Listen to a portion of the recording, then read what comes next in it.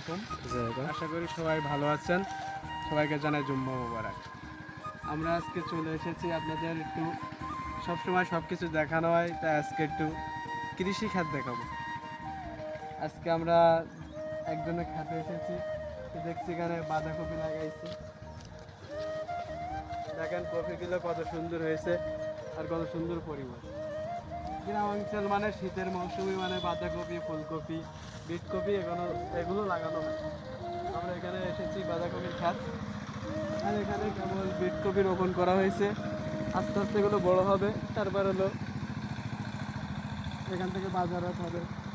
দেখেন ফুলকপি হয়েছে, বাঁধাকপি বাঁধাকপি এটা একটা কপি কত সুন্দর সুন্দর হয়েছে। কপিগুলো দেখেন, এদিকে আসুন। কপি সব কিছু কপি বড় হয়, কিছু কপি ছোট হয়, কারণ সব একসাথে লাগানো চাষির মুখ থেকে যেটা আমরা শুনলাম। কিন্তু সব তো পুষ্টি পায় না। আর এখানে দেখছেন ছোট ছোট, এখানে দেখেন বেডকপি চলে এসেছে, ফল চলে এসেছে। দেখেন গাছে ফল, সব প্রতিটা গাছে ফল চলে এসেছে।